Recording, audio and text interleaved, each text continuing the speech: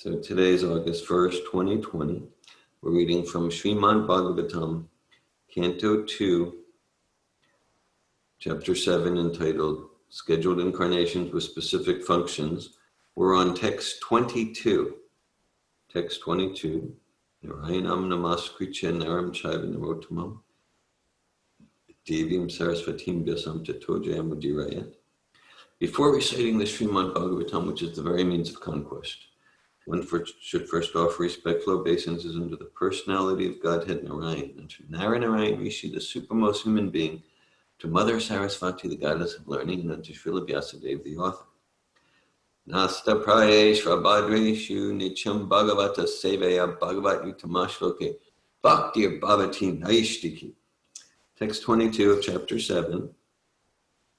Kshatram Shayaya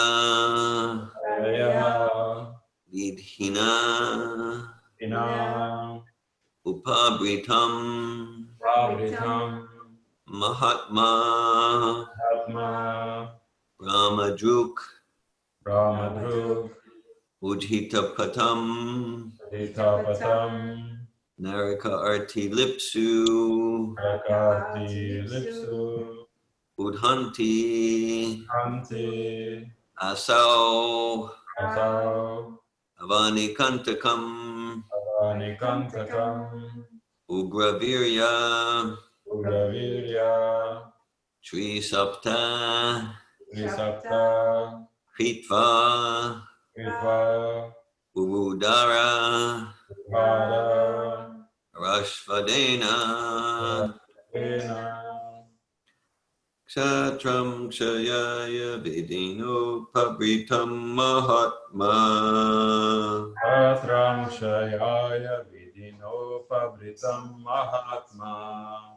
Brahmadruk Ujhitapatam Nara Karti Lipsu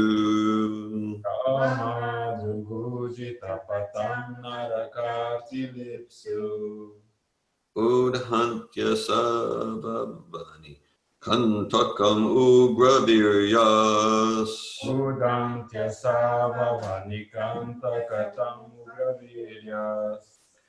Tri Sapta Kritva Urudara Parashvadena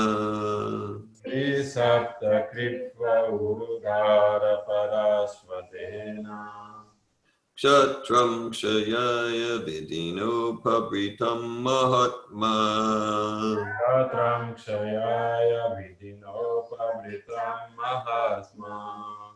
Brahmadruk Ujhitapatam Narakarti Lipsu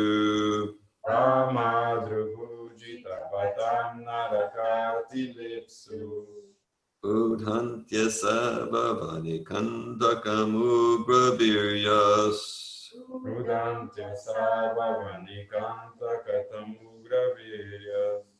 Tri Sapta Kritva Urudara Parashvadena Kshatram Kshayaya Vidino Pabritam Mahatma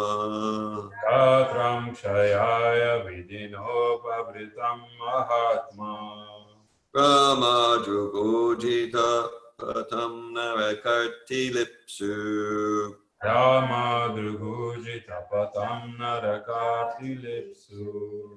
Udhantya Savavani Kantakam Ugraviryas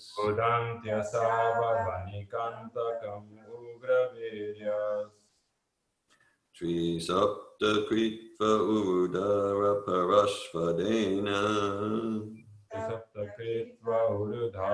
Parashvadena Kshatram Shayaya Vidino Pabritam Mahatma Atam Kshayaya Vidino Pabritam Mahatma Brahmadruk Ujhitapatam Narakarti Lipsu Brahmadruk Ujhitapatam Narakarti Lipsu Udantya Savavani Kantakatam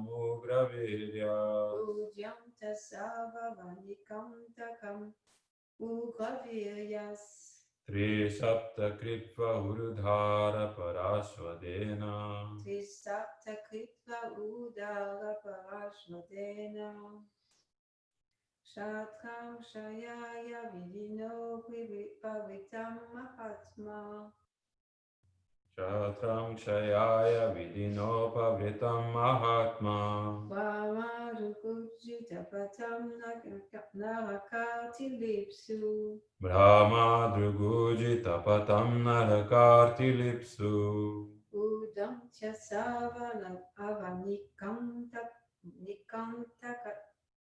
Nikantakam Ugaviryas Udantyasava Vanikanta Katamugra Viryas Trisapta Kritva Udara Parashvadena Trisapta Kritva Urudhara Parasvadena.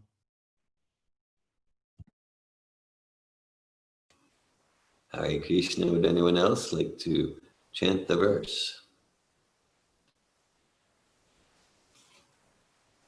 We'll go to the word-for-word meanings. Kshatram, Shatram, the royal order. the royal order. Kshayaya, Shayaya, for the sake of diminishing. for the sake of diminishing. Vidhina, Vidhina, by destination. by destination. Upabritam, Upavritam, increased in proportion. increased in proportion. Mahatma, Mahatma, the Lord in the form of the great sage Parashuram. the Lord in the form of the great sage Parashuram. Brahmadruk, Brahmadruk, the ultimate truth in Brahman. the ultimate truth in Brahman. Ujita Patam, Ujita Patam, those who have given up the path of the absolute truth. those who have given up the path of absolute truth. Naraka Arti Lipsu, Naraka Arti Lipsu, desirous to suffer pain in hell. desires to suffer pain in hell. Udhanti, Udhanti, exacts. exacts, Asau, asal, all those. all those. Avani Kantakam, Avanikantakam, thorns of the world. thorns of the world. Ugra Virya, Ugra Virya, awfully powerful. awfully powerful. Tri Sapta, Trisapta, thrice 7 times. thrice 7 times. Kritva, Kripa, performed. performed. Urudara, Urudhara, very sharp. very sharp. Parashvadena, Parashvadena, by the great chopper. by the great chopper. Translation. This is Canto 2, Chapter 7, Text 22. When the ruling administrators, who are known as the Kshatriyas, turned astray from the path of the absolute truth, being desirous to suffer in hell, the Lord, in his incarnation as the sage Parashuram, uprooted those unwanted kings who appeared as the thorns of the earth. Thus he thrice 7 times uprooted the Kshatriyas with his keenly sharpened chopper. Purport by His Divine Grace, A.C. Bhaktivedanta Swami Prabhupada. The Kshatriyas, or the ruling administrators of any part of the universe, either on this planet or on other planets, are factually the representatives of the Almighty Personality of Godhead. And they are meant to lead the subjects towards the path of God realization.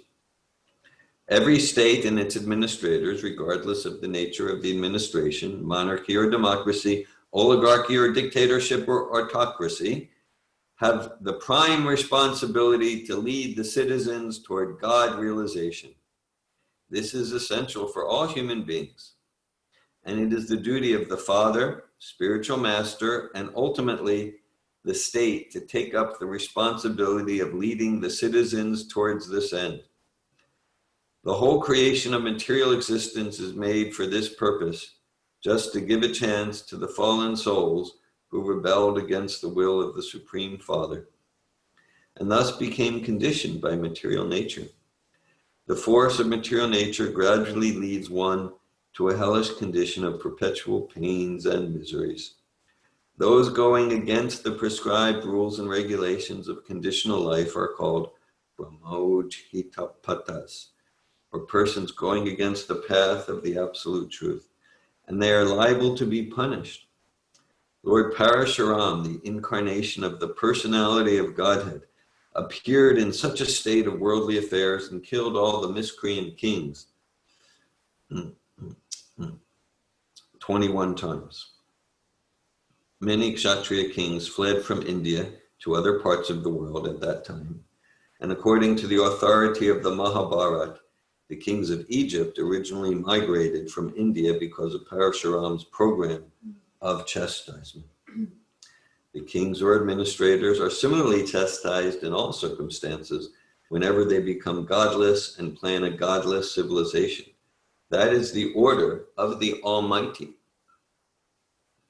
Om Ganatmirandasya Gananjana Shalakaya Chakshur Unmilitam Yena Tasmai Shri Gurave Namaha Shri Chaitanya Manobishtam Stapitam Yena Bhutale Swayam Rupa Kadamayam Dadati Svapadantikam Vandeham Shri Guru Shri Utapadakamalam Shri Gurun Vaishnavamscha Shri Rupam Sagrajatam Sagana Ragnatan Vitam Tam Sajivam Sadvaitam Savadutam Parijana Sahitan Krishna Chaitanya Devam Shri Radha Krishna Padan Sagana Lalita Shri Vishakan Vitam Scha Hare Krishna Karuna Sindhu Dinabandhu Jagatpate Gopisha Gopika Kanta Radha Kanta Namostute Tapta Kanchana Gaurange Radhe Vrindavaneshwari Rishabhanu Sute Devi Pranamami Hari Priye Panchakalpata Yubhyascha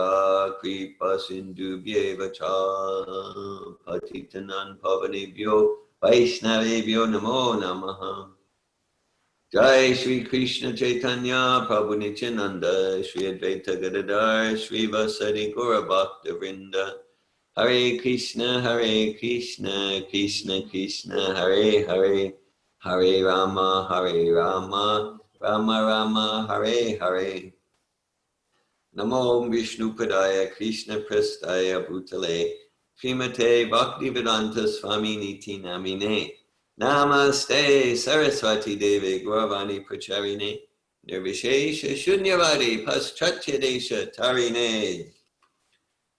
Srimad Bhagavatam, Canto 2, Chapter 7, Text 22. Kshatram Kshajaya Vidinopa Pritam Mahatma Brahma Ujitapatam Narakarti Lipsu Udhantyasa Bhavanikantakam Ugraviryas Tri Sapta Kritva Urudara Parashvadena.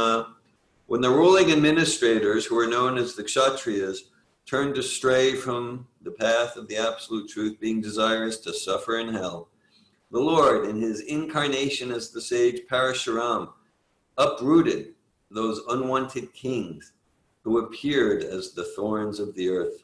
Thus he thrice 7 times uprooted the Kshatriyas with his keenly sharpened chopper. Hare Krishna. Yes, good. So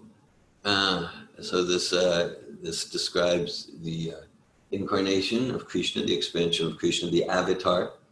In one sense, avatar is a more appropriate term. Avatar means one who descends. The English word incarnation can indicate like incarnating into a physical body. So, of course, Prabhupada uses that word, but we need to understand it's a transcendental body. Ajo pisan vyayatman, utanam ishro pisan, praviktim svamadishtaya, sambhavad yatmamaya. Krishna describes. He appears in regular intervals in different transcendental forms. So Parashuram is described extensively in the 9th chapter, the 9th canto of Srimad Bhagavatam. Here we get one verse on Parashuram, and we often say how it makes sense that the pastimes of the Supreme Personality of Godhead would be more bizarre and amazing and inconceivable than any Hollywood plot. And it might be that the ninth canto of Srimad Bhagavatam takes the prize as far as really strange and bizarre pastimes. And some of the pastimes in the ninth canto we don't even hear much about from Prabhupada. Some we do. The pastimes of Sita and Ramachandra are in the ninth canto, and Maharaj Ambarish. But actually the full pastimes of Maharaj Parashuram get really far out. Okay. Yeah, well, let's describe, there are three Ramas. There's Balaram, so we'll be celebrating the appearance day of Lord Balaram. There's Lord Ramachandra, and there's Parashuram, three Ramas. Sometimes we'll hear three Ramas. These are the three Ramas, three Vishnu Tattva Ramas. Parashuram, he appears all over the place. He appears all over the place. And when we talk about ancient sages, like Parashuram is there in the pastimes of Krishna. It's just like at the, I think, passing away of Bhishma Dev and different events like that. Parashuram is one of the sages that's there, just a few thousand years ago.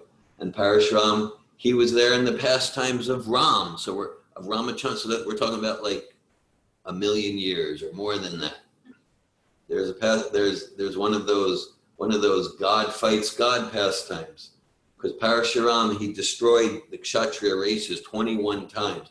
My understanding of what that means is kind of like the Kshatriyas were corrupt, the rulers, they were not real. Kshatriya means one who protects from hurt. So they were doing the opposite. They were exploiting the project, exploiting the citizens. And so he was, and yeah, they killed his father. So there's a whole intrigue. Okay, so he was really angry. And so he destroyed a generation of Kshatriyas. And then the next generation came up, and they were similarly corrupt and exploitative. So like 21 generations. That's the way I understand it. And so, but he had, even though he's an avatar, he had some pride. And he met Lord Ramachandra during the pastimes of Ramachandra. And Ramachandra defeated him in battle. Didn't kill him, but defeated him. So there's all sorts of amazing pastimes there. Parashuram, he was born a Brahmin, and he became a Kshatriya to do this service with his keenly sharpened chopper. Thus he thrice 7 times uprooted the Kshatriyas with his keenly sharpened chopper. So that's a point that, because we can think, well, Brahmin means they're sattva, which means they always have to be shanti, shanti, shanti, like that. But actually, yeah, Brahman means the soul is liberated, is more liberated. Sattva means the soul is more liberated than other souls who are influenced by Rajas and Tamas predominantly. And Sattva doesn't mean that I always have a peaceful smile on my face. Sattva means, Sattva gun means I'm living at choice, and I'm able to choose tolerance and peace. I'm able to choose fierce anger. I'm able to shift my energy on a dime to do service. So sattva means free from the entanglement, from the ropes, from the bonds of material energy. And so Parashuram was Brahminical, sattvic, and again, his father was killed and like that. And so he saw his service was to act like a kshatriya, and so he created that. He chose that. And so we can see here in the purport, Prabhupada's not giving too much specifically about Parashuram. Prabhupada's talking about the principle of leadership, the principle of leadership. And later in the Bhagavatam, there is a lot described about Parashuram. Prabhupada's referring in his purport to a well-known verse in the Bhagavatam spoken by Lord Rishabhadev. Guru nasasyat, svajano nasasyat, pita nasasyat, janani nasasyat. Janani is mother. Namo chayedya samupetamichu. So that verse spoken by Lord Rishabhadev to his 100 sons headed by Bharat. So Rishabhadev saying one should become a mother, father, wife, husband, demigod, spiritual master, leader, political leader, whatever. One should take responsibility. One should take responsibility for others, where others are dependent. Only if one is able. Namo chayedya samupetamichu. Only if one is able to liberate their dependence from the cycle of birth and death. So this kind of like, I'll be a leader, or I'll take a responsibility. I'll be a mom, I'll be a dad, I'll be a husband. Okay, so it's like, if we get the Bhagavatam, like this is, none of these positions of responsibility are a light thing. It's like, yeah, of course, spirit soul always has free will. So the citizens of the kingdom, as spiritually empowered and qualified as the king or president or prime minister might be, and or the children as spiritually qualified as parents might be, the spirit soul always has free choice. Still the idea, whereas as spiritually qualified as the guru might be, the disciples always have choice to choose to rigorously follow the path or to give it up and to deviate. So there's never force. But the idea is the qualification is that one is able. One is able by example, by words, by actions to provide the path of perfection. To provide the path of perfection. Okay. And yeah, it's naturally okay. So like, so we might respond, "Oh, I'm not qualified. I'm not even close to qualified. Oh, well, I'm really far," like that. And so, as we sometimes discuss in these discussions, so like this feeling of I'm completely.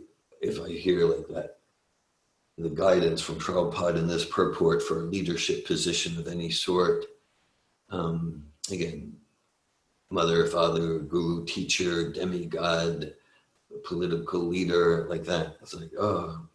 So, so there's a healthy, spiritually enriching humility where a sincere spirit soul feels unqualified.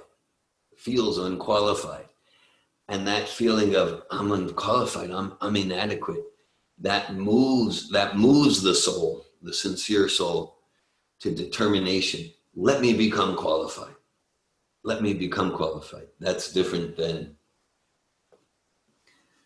the grungy form where, I'm unqualified, and I use that as an excuse to not step up to responsibility. I use that as an excuse to continue to wallow in the alienation of the soul, like that, and an excuse to avoid my highest dharma or even a sub-dharma, like that. So the process of this determination to become qualified, feeling humbly unqualified, and let that move me to a determination to become qualified, to liberate dependence from the cycle of birth and death. Right. So that process of becoming qualified, that's described. It's described in the Shastra. It's a process of transformation. It's a process of transformation. It's called Diksha. It's called the process of initiation. The process of initiation. Diksha Vidan. And it's actually, Prabhupada often quotes Sanatana Goswami. Sanatana Goswami says, just as base metal can be transformed into gold, similarly, similarly, the soul in any condition, by the process of diksha, which is essentially, okay, the determination, I will serve the pure devotee, I will serve my spiritual master with humility, serve my spiritual master with humility, serve his mission, and then we qualify ourselves to receive transformational divyagan, transformational transcendental knowledge. And that's the process of diksha, that's the process of transformation. And so this is real equality. This is real equality. This process, it's available to everyone. It's available to everyone. Kshatriyas, Sudras, Mlechas. Now actually here, Prabhupada specifically quotes Mahabharata. And well, he references Mahabharata. Prabhupada writes, many Kshatriya kings fled from India to other parts of the world at that time. And according to the authority of the Mahabharata, the kings of Egypt originally migrated from India because of Parashuram's program of chastisement. So in other places, lectures, there's several lectures where Prabhupada makes it clear, it's not just Egypt. Prabhupada makes it clear that the Kshatriyas, after generation, the corrupt Kshatriyas, because they were Vedic, and they were Vedic kind of trained, but then they became corrupt, and then they got smashed again and again and again, generation after generation, but from Parashuram. So the Kshatriyas, they kind of like, we got to get out of here. This isn't working for us. And Prabhupada makes it clear, it wasn't just Egypt. It's many of the European races are the Kshatriyas who fled from Parashuram. Prabhupada makes that very clear. You're an American, because much of the American DNA and genetic code comes from Europe. Prabhupada didn't say like all the European races, but definitely many of the European races, then he says Americans. They're the Kshatriyas from Parashuram, they fled. So Prabhupada says that, yes, so there is that kind of like that Vedic foundation there.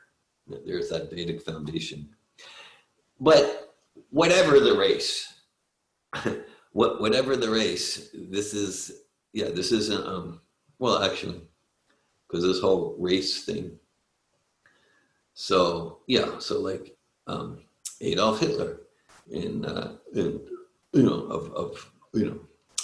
founded the Nazi Party because he was influenced by the Vedas.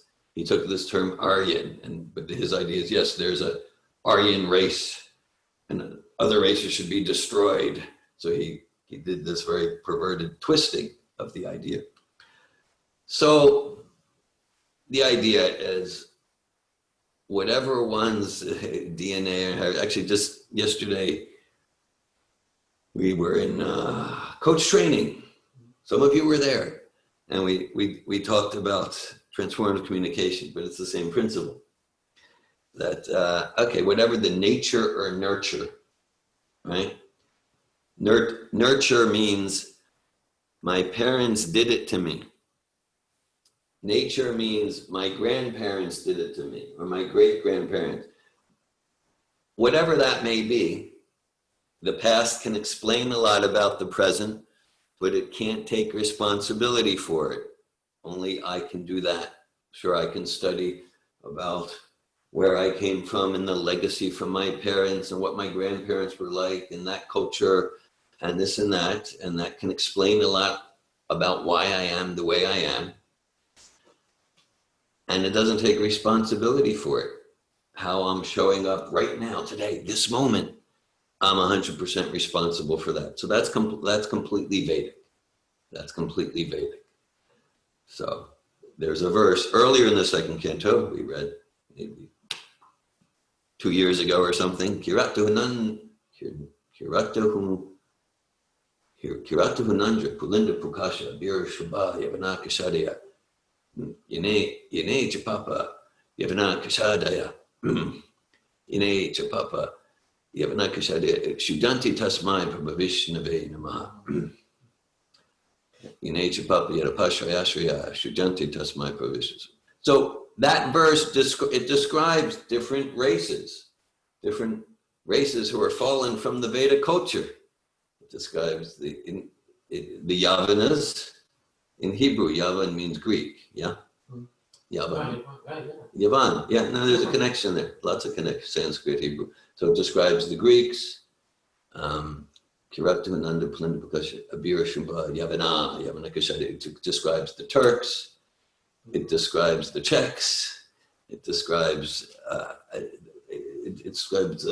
Russians and the Baltic areas. It describes specific races. Shukadeva Goswami is speaking. And so it describes, okay, whatever the races, or if the race is off the charts, below the molecules, just like races where, yeah, the culture I grew up in, we send cows to the slaughterhouse, and then package their dead bodies, like from that to what's called a fallen Vedic Kshatriya race. I mean, there's a big gap there, So, so Shukadev, so in that verse, Kirata describes so many races, and Kirata Nanpalinda Prakasha, like them, says, yeah, well, whatever. By serving the devotee of Vishnu, then one achieves perfection. So this is equality. It's not based on race, not based on gender, it's not ageism. It's not based on age, not based on skin color, not based on education, economics, right? Whatever one's nature and nurture, by serving the devotee of Krishna and engaging with sincerity, one becomes purified, one becomes purified in heart through that transformational process of Diksha. So this is equal opportunity. And so, yeah, so this describes Parashuram. This whole this idea of came from the Vedas. That's a whole. We can look at many fields of study, and we can see I'll use the word, practically a conspiracy. I'm going to say maybe a less than conscious conspiracy in most cases.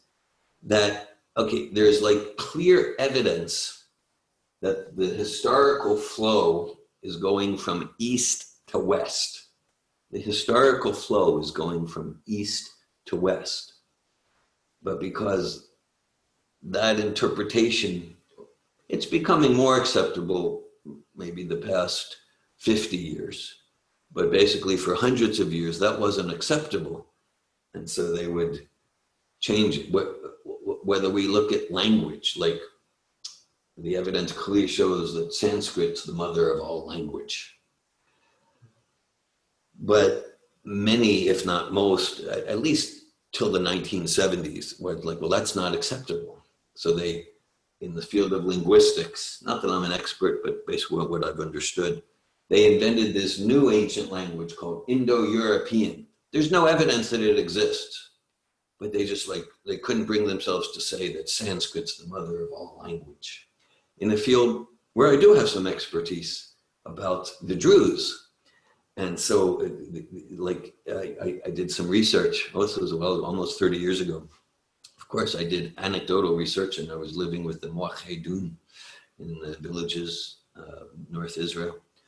And anyhow, so there's these biblical characters. There's Moses, right? Everyone knows Moses. And then there's Yitro, who came to be known as Jethro. He couldn't have been called Jethro because there's no J in Hebrew, but he's come to be known as Jethro. So Yitro. Anyhow, so if you ask like pretty much any priest or rabbi, then you'll hear, yes, so Yitro, he was this pagan idol worshiper. And then Moses came from Egypt, and Moses converted him to monotheism.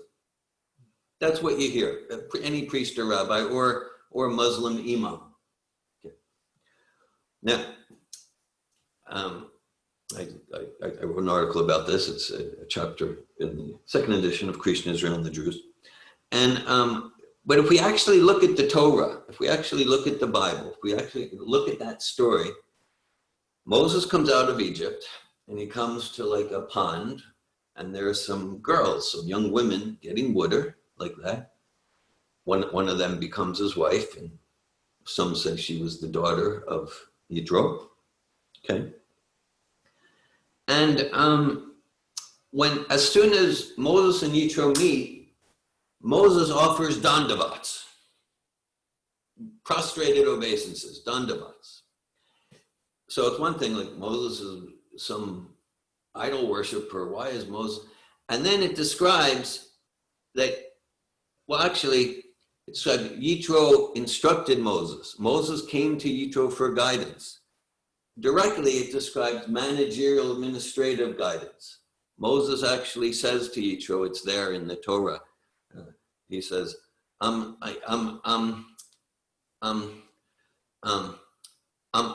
trying to manage 600,000 Jews. I can't handle it. I can't do it. He says it. You can look.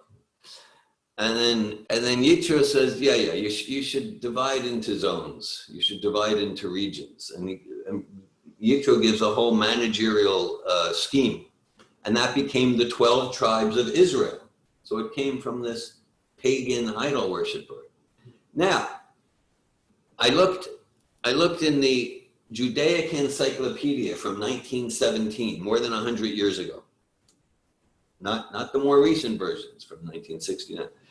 And in the Judaic Encyclopedia, if you look at about Yitro, it describes that the rabbis say Yitro not only gave administrative guidance to Moses, Yitro guided him. This is from the Talmud and Kabbalah, like that. The rabbis say Yitro guided him in methods of worship.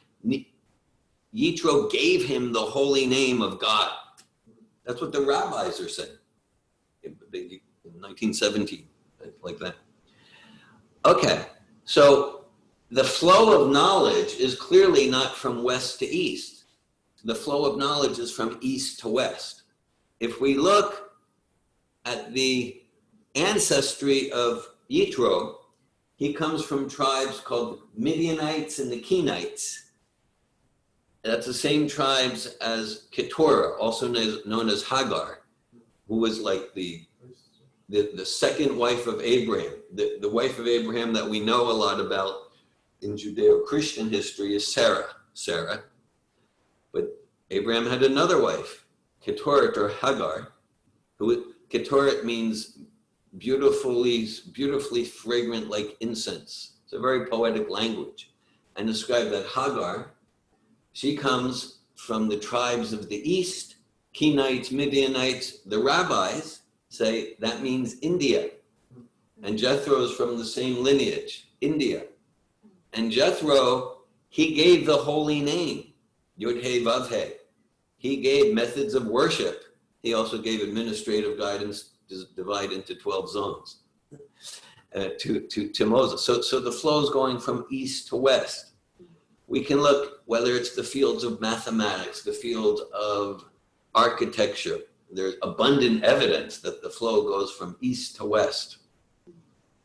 But that was concealed. Actually, if you look at like the first Sanskrit English dictionary from the late 1700s or early 1800s, something like that, the writer, the translator of that first Sanskrit English dictionary, because he needed to justify, why are you even bothering giving a dictionary of this most primitive, barbaric culture. He says, well, we need to understand their language and culture in order to destroy it and replace it with Western, like that. So just, we can see the bias coming in there. Okay, so we ranged to a few topics there. All right, I think I'll pause there. Shatram Kshayaya Vidino Pabritam Mahatma Brahma Jugujitapatam Narakarte Lipsu Udhantya Savavanikantakam Ugraviryas Trisapta Kritva Udara Parashvathina.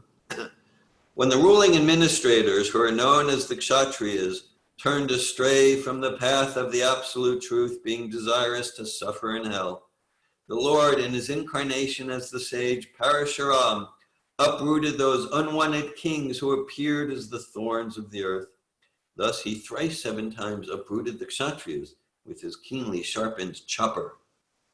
Hare Krishna, thanks for your presence and association. I welcome if anyone has any questions or comments.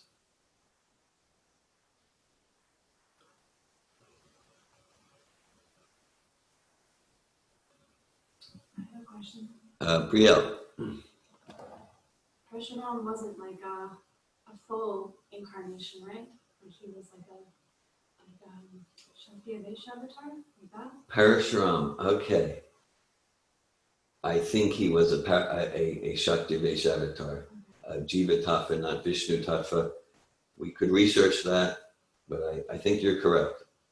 I'm not completely sure. And is it that he's still living today, then, somewhere? That's my understanding, yeah. Yeah, he's still like in the Himalayas somewhere. Yeah. Like Srila Vyasadeva, he's in Bhadarika Ashram. Okay. Yeah, true. Thank you. Hare Krishna. Hare Krishna. When I read the pastime of Parashuram, I'm always asking the question to myself, like, he killed kings that were kind of Vedic, who had some righteousness, who had some education, some knowledge, something Vedic. And then I'm looking at right now, the rulers are they are like below all the standard of the Vedic culture, and they are demoniacs. They have such a big army and ready to fight all the time, and they have no sense. Not like I'm thinking that the kings that Parashuram killed, they had some sense of something connected with self-realization or the aim of the purpose and aim of human life. But now the ruler on earth, it's not even on their radar. It's nowhere in them, it seems. So every time I read about Parashuram, I always wonder why killing those kings and now allowing rulers that are so much more in ignorance to be ruling the earth.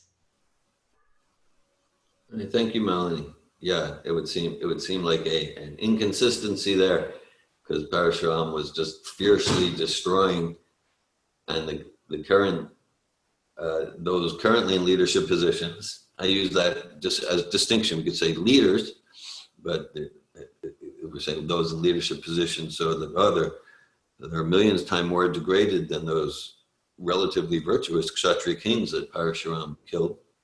Yeah. Well, yeah, I mean, that points to an incarnation we'll be reading about fairly soon. In 427,000 years, the incarnation of Kalki comes, and he takes care of things. But with his sharpened sword, it's another sharpened sword incarnation. And it seems to me that for the next 400, well, at least for now, the Lord has different plans, and at least for now, the plan is not, it's not about focusing on physical killing. Krishna Bharnam Tisha Krishnam Sengo Pangas Parshnam Yages and Kirtana Priya Yajanti Sumeda Saha. It's focusing on killing the demoniac mentality. That's the mission of Lord Chaitanya. I know you're familiar with the pastime of Jagai and Madai. That Lord Chaitanya, because Jagai and Madai, Madai threw a pot at Lord Nityananda, a broken pot. And Lord Nityananda was actually bleeding.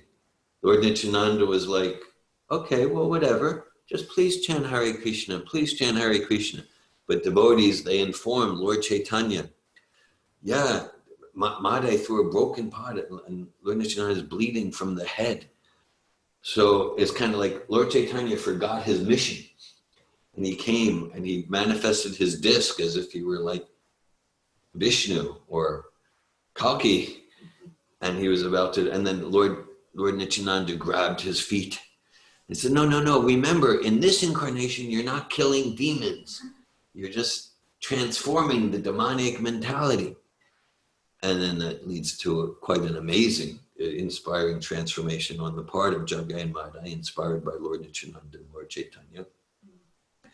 So that's the program for the current time.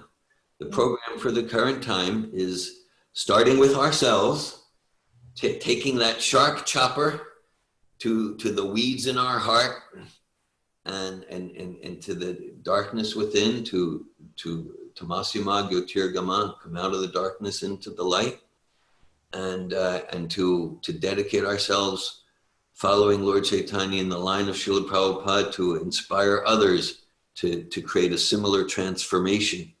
That's the current program of this age. Yeah, is it possible, like where my mind goes when I'm asking that question is that Parashuram was helping delaying Kali Yuga from coming earlier than it was supposed to come? Oh, okay. Yeah, I mean, well, he was, I mean, that makes sense. You know, he was, yeah, there was a degradation that was really incompatible with the age. I guess that would be like, Parasham, whether that was Drapa or Treta Yuga. It wasn't Satya Yuga, it wasn't Kali Yuga. And so he was, he was cleansing out contamination of the age to support virtue and dharma to continue in some stronger sense. So I think that's a way to say it. He was preventing the premature onset of Kali-like symptoms. I think that is a way to say it, sure. And Kali Yoga, like, it's expected that everything will be so degraded anyway. And then the only hope is to chant a holy name. Yeah. Kaler doshe nidera janasti eka mahadguna kirtanadeva krishnasya mukta sangha samachara. That this Kali Yuga is full of faults, as Ladini was emphasizing in class yesterday. It's, if we really wake up to what's happening, it's worse than the worst horror movie, and that's true. But the redeeming quality is kirtan. Kirtan. Idi shadashakam nam nam kali kamashanashanam. Hare Krishna, Hare Krishna, Krishna Krishna, Hare Hare, Hare Rama, Rama Rama, Hare Hare. So this chanting of the holy name is fully potent and pure and transcendental, and that's profusely, abundantly available in the age of Kali. So yeah, that's the process. It's not about like physically killing corrupt leaders. Thank you. And another comment I wanted to make about that verse from Vaishnav about the qualified mother, father, leader, guru, teacher. I have seen sometimes that people misinterpret that verse in a way that like kind of coming to a place that I need for my dependence to be Krishna conscious. And because that will reflect on me being Krishna conscious. Yeah. We saw like a few incarnations ago how King Anga, he was a very pious devotee and he was an example of a mild devotee, and he gave birth to King Vena. Okay. And he was fully qualified. He was fully qualified to deliver his dependence, King Vena. And so it's not that qualification necessarily create result, and to not confuse the two. And I can see how confusing the two can create really a lot of damage in society. Yeah, thanks for that. That's an important point, a vital distinction. It becomes a version of, like I need my children, my children to affirm my ego. So I need my children to be rich. Okay, but I need my children to be spiritual to affirm my spiritual. That means that and then it's have do be. It's backwards. Yeah. Thanks for that, Melanie.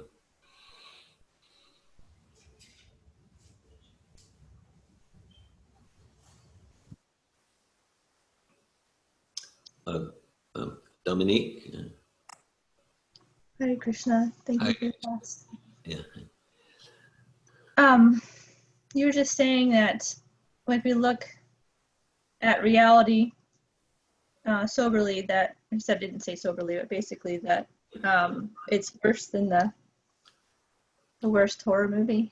I did say that. I was pretty much paraphrasing what Ladini Shakti said yesterday, but I own it. Yeah, but then the holy name is purifying, and you said redeeming. I didn't use that word, but it's true. Sure. Redeeming. It's purifying. It's abundantly and profusely available, and our service and as following Prabhupada is to make it more available. Yeah, yesterday I was we're living right across the street from a park, and it's sort of like we're more downtown Gainesville than we were. Okay. And we're on the edge of some neighborhoods and people walking by. We're on a corner and we're across from this park, and we're on the edge of people are walking by sometimes that I don't like their energy, and I don't want to be anywhere around them or my children. Sometimes the park just seems like a regular sattvic place to be. You know, I guess there's certain hours, and then there's just certain, it's populated with regular mentally healthy people, then I feel comfortable there. Or if Gaetano's there. And I don't want to be where we're at. Yesterday it was just me and the kids at the park. The sun was shining. And I won't go into details, but we went around this way, and then when we came back, new people had come, and they were I didn't see them doing disturbing things, but I didn't like the energy, and the music was terrible. They were blasting. But we didn't have to, but like my one son already had gone by, and he told me afterwards that he had his eyes scrunched, and he couldn't see them, and he was trying to like block I didn't know why. He had the feeling. Maybe that's how they feel with all strangers. I don't think so. I think he had a feeling, and he just wanted to get by them. The other son turned around to be with me to walk by together. And I doubted going forward, but we did. So yeah, it was like we were safe. We got back home, which is like 20 feet away from where they are at. I can see through the backyard. As I walked away, I looked back. I'm not going to say what the details are. I looked back, and then they were doing disturbing things to the point where I would need to call the police. And then I got back to my house. I got in. I didn't tell my kids, but I looked out the window. it was worse through the backyard. I called the police. Anyway, my children didn't know, but they could sense something serious. Because they knew, I was like, I need to, don't look out the window, don't go out the back door.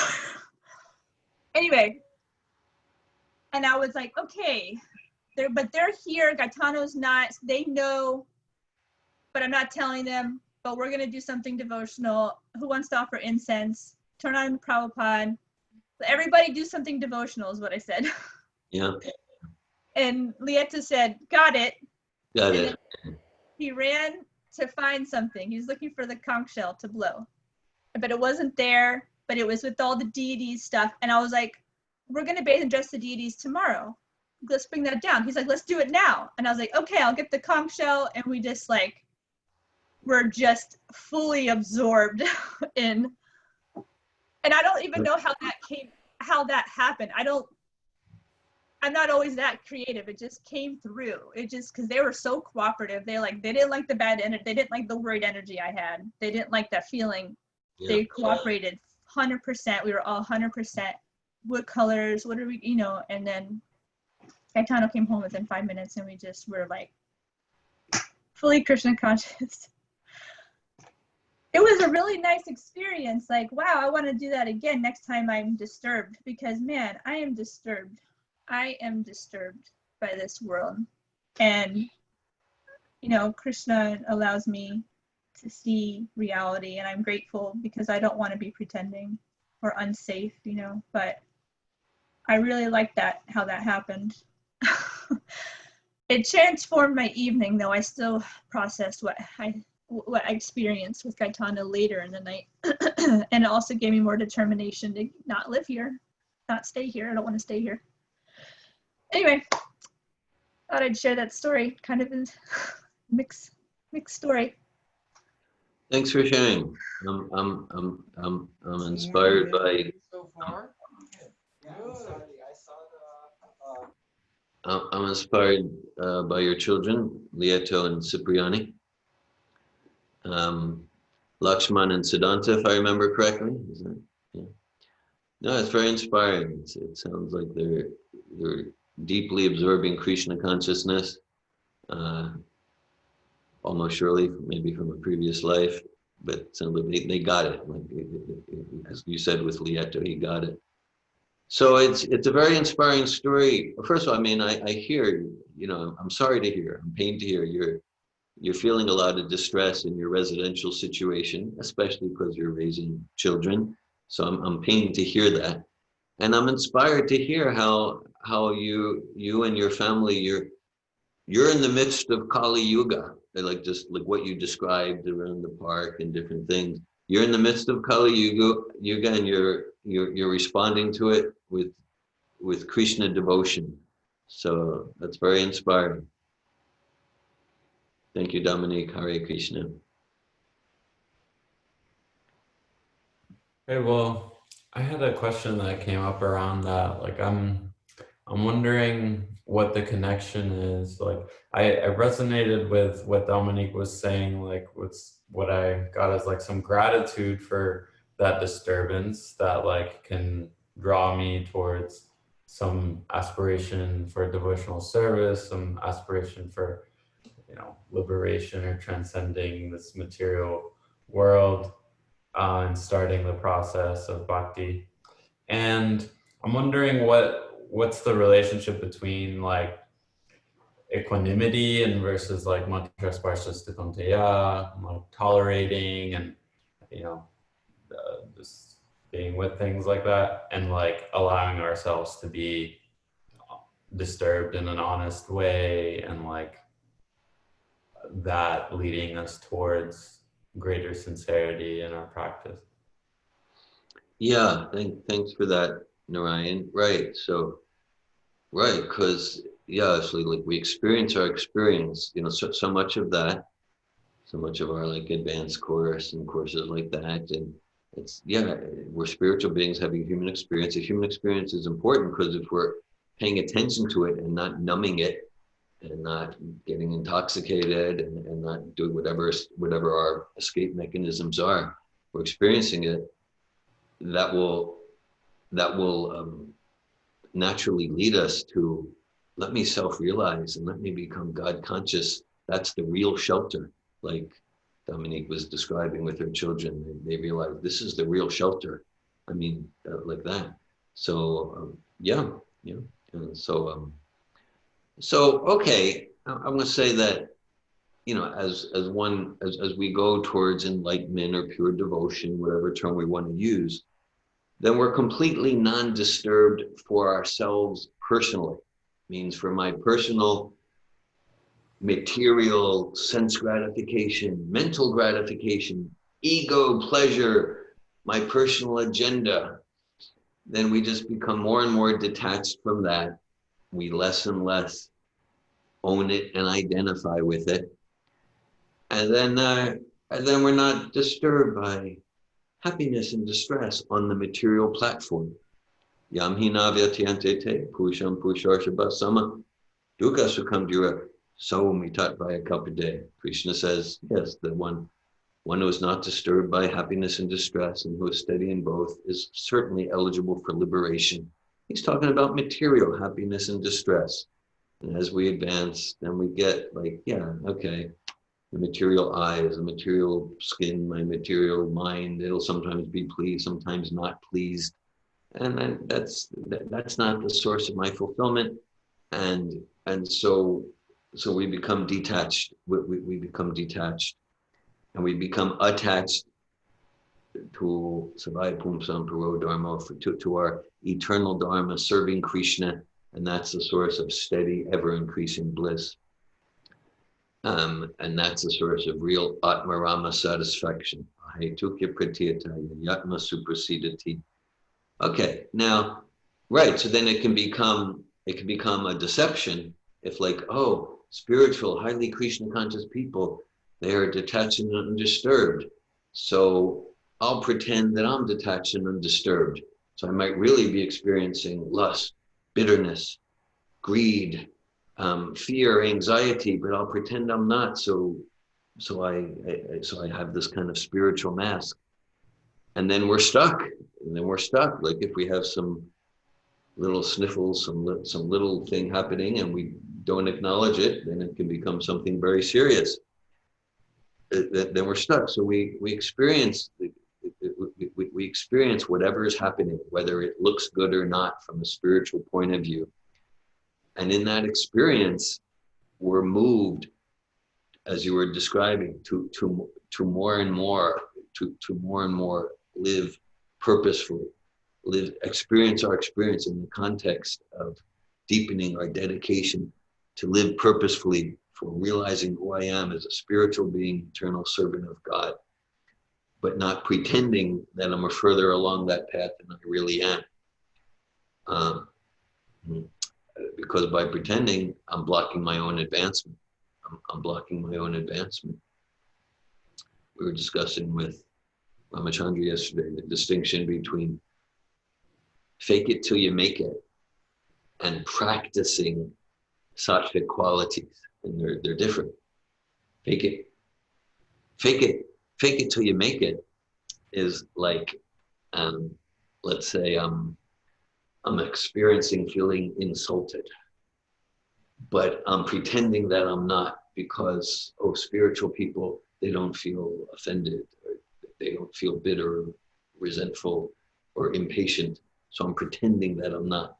That's different than, okay, I notice I'm feeling insulted, I'm feeling impatient, I'm feeling intolerant. Someone said something I don't like. Someone stepped on my toe during kirtan, and I want to tell them a thing or two, or whatever it is.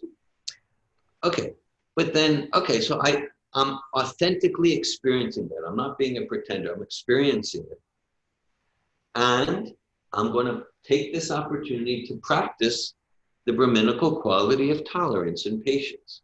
I'm not going to give power to it. I'm not going to act on it. And by practicing that more and more, then it becomes more and more natural. And then, because the progression is thinking, feeling, willing, acting. I practiced not giving power to my impatience and intolerance and feeling insulted. And now maybe on the emotional level, I can practice not even feeling it. Just I notice the thought, how could she do that to me? But I'm not letting the feeling go. Then as we get more subtle, okay, now I can practice not even letting my thoughts go there. So, does that respond? Yeah, wonderfully. Thank you. Thank you, Narayan.